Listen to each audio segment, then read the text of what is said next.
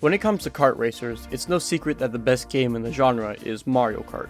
I mean, it basically created and popularized it, so it kind of deserves that title. But what came from its popular rise is multiple kart racers from different franchises and IPs, whether that be Nickelodeon, Final Fantasy, Sonic, or Kirby. All of these kart racers try to put a spin on the kart racing formula. Aside from having different tracks, they usually differentiate their game by altering the items, driving mechanics, or having a new gimmick altogether, although sometimes they're usually just bad kart racers. Changing these elements can usually affect how players approach the game, whether the game focuses on strategy, requires more skill, or just makes the game more chaotic. That second one specifically is what I'm more biased towards, a kart racer that demands a bit more skill to master, because while I enjoy Mario Kart a lot, the game doesn't really have that high of a skill ceiling, and I understand why that is. It's meant to be a fun kart racer for everyone, both casual and competitive players, so naturally the game relies on skill, but also has items as a way to balance things out. However, that means if you're looking for a game with a bit more depth, you're better off looking elsewhere. And that brings me to Crash Team Racing, or CTR for short. From a quick glance, it looks like your average kart racer, both Crash. You've got drift, items, big jumps for boost, nothing too special. But there's more depth to the game than what it seems. Items are pretty similar to other kart racers, nothing special there. It's drifting, jumps, and boosts that are given some unique changes, but despite what seems to be small alterations, it adds a lot of depth to the game's mechanics. For example, let's take a look at how drifting works. Usually, once you start drifting in a kart racer, you slowly build up a boost, and once you end the drift, you boost ahead. CTR handles it differently, with a bit more attention required by the player. Once you begin your drift, a meter fills up, and once it fills past halfway, you'll press the other drift button to execute a boost. You can do this up to 3 times in a single drift, and the more the meter fills, the bigger your boost. With the system, you're able to chain multiple boosts together, and with enough finesse, you'll be able to maintain your boost for an entire race. However, that relies on consecutive perfect boosts, so it requires good timing as well. With the system in place, it not only makes drifting more important, but also makes it a risk-reward system, as perfect boosts require a nearly full meter, but filling the meter completely causes a failed boost. It might be a bit strict for some, but getting a good boost still works fine. If you want to gain more speed or keep a boost for the entire race though, you're gonna have to work for it. If you need some assistance, there's also 3 visual indicators to help during your drift. If you're able to boost, your drift meter will change color, smoke from your exhaust will turn black, and your tires will start to glow.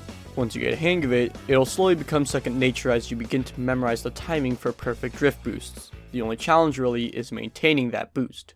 I stated before that you'd be able to maintain your boost for an entire race, and that's because of the boost reserve system. Nothing really tells you about this unless you find it out for yourself, but it's fairly simple, so let me explain how it works. Let's say you drive over a turbo pad.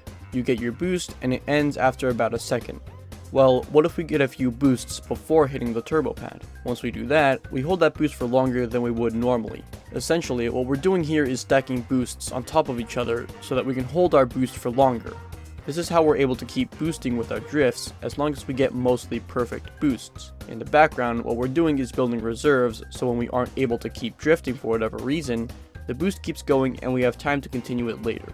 On top of boost reserves, there are also different levels of boost that you can achieve. In total, there are 4 levels of boost, indicated by the fire from your kart's exhaust. Red fire is a basic turbo boost, earned by a single drift boost or a small jump. Orange fire means you have some reserves built up, usually from big jumps or 3 perfect drift boosts. Yellow fire is for most turbo pads, and blue fire is achieved by specific super turbo pads. The higher level of fire you have, the faster your boost, with blue flames being so fast that controlling it becomes the main challenge, alongside maintaining it with reserves and drift boosts. Blue flames are also not achievable on every track, as they rely on super turbo pads that aren't used on some tracks. The amount of speed you can gain from blue flames is the biggest game changer, as the speeds you can grant you are unparalleled. But the added challenge of controlling it is something only experts of the game can surpass, thanks to advanced tech that is practically required for blue flame, one of which is U-turning. When you achieve any kind of boost, any contact with a wall or hazard will immediately end your boost and empty your reserves. And when it comes to keeping a blue flame boost, this is the main obstacle. Due to the high speed, you may come across tight turns like this, where it seems impossible to avoid hitting the wall or slowing down. This is where U-turns come in. This tech allows you to make tight turns both midair and on the ground without slowing down. What makes this tech difficult to execute are the inputs needed to perform a U-turn. First, you need to let go of the acceleration, and then press the brake button, reverse button, and the direction you want to turn. With default controls on Switch, you'll be pressing Y, down, and either left or right. This will give you a quick, sharp turn, allowing you to bypass certain turns to keep your blue flame. And to some people, this might seem simple to do, but in execution, with the high speeds that you'll be going, you have to perform this in a split second, and then immediately get back to drifting. Also, since the inputs require you to press the brake and reverse button, you could accidentally brake and end your boost if done incorrectly. This tech definitely takes some time to get used to, but once you get a hang of it, it'll be much easier to hold onto your boost. With all these mechanics in mind, the game changes from a simple kart racer to a difficult challenge of chaining drift boosts together, maintaining speed from turbo pads, and avoiding every wall like the plague. These all inherently require more expertise, but what you're rewarded with is a satisfying kart racer that allows you to reach some pretty high speeds if you're capable of keeping it up. Now there's a bit more tech I can go over, but I think I've covered enough of what makes CTR both different and fun. If you're into more skill-based kart racers, I encourage you to check it out. But if you haven't been fully convinced yet, either because you're not interested in the game's mechanics, or you're just curious on what the rest of the game has content-wise, I'll go over a few more details. First of all, I forgot to mention this earlier, but shortcuts are more accessible to everyone. Usually, shortcuts consist of having an item that gives you a boost and using it on said shortcut. But in CTR, while a turbo item can help access a shortcut, drift boosts and hopping can also be used, and work just as well. Other shortcuts require knowledge of the track and well-timed jumps. Outside of racing mechanics, there's a fair amount that can keep a single player occupied. There's 9 different modes, including a complete adventure mode, a ton of tracks to play with 8 free DLC tracks, online play, challenges, cosmetics, and as per usual, most modes can be played with up to 4 players. Some of these modes not only give some replay value, but can also teach you some new shortcuts to get yourself more familiar with every track. So if you're in need of some practice or learning, the game's got you covered.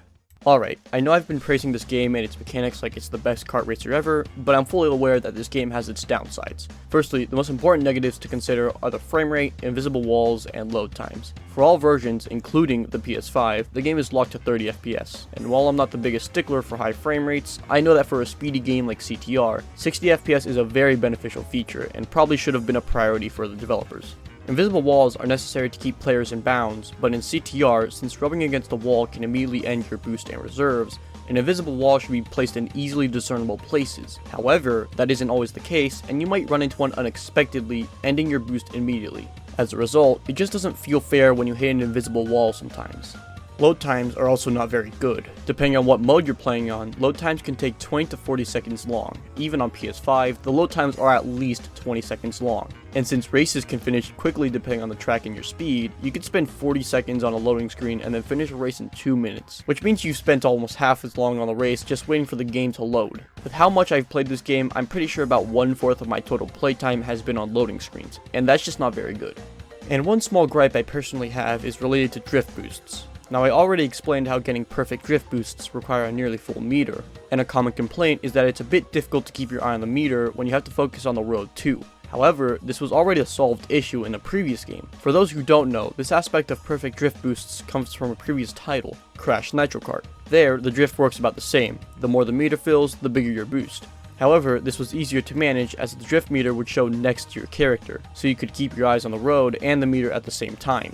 Here in CTR, the meter always stays in the corner, and if you're not used to the timing yet, you'll constantly look back and forth between the meter and your character. I feel like they could have easily patched in the meter from Nitro Kart since this was a complaint early on in the game's life. Also, Nitro Kart had a counter for how much boosts you can chain together, and I just think that it was a missed opportunity to add into CTR. It's not really an issue, but it would have been nice to see it back in some form. Other negatives are a lack of a PC version, an online connection being required to earn in-game currency and buy cosmetics, microtransactions, and the unfortunately dead online player base, which also lacks crossplay.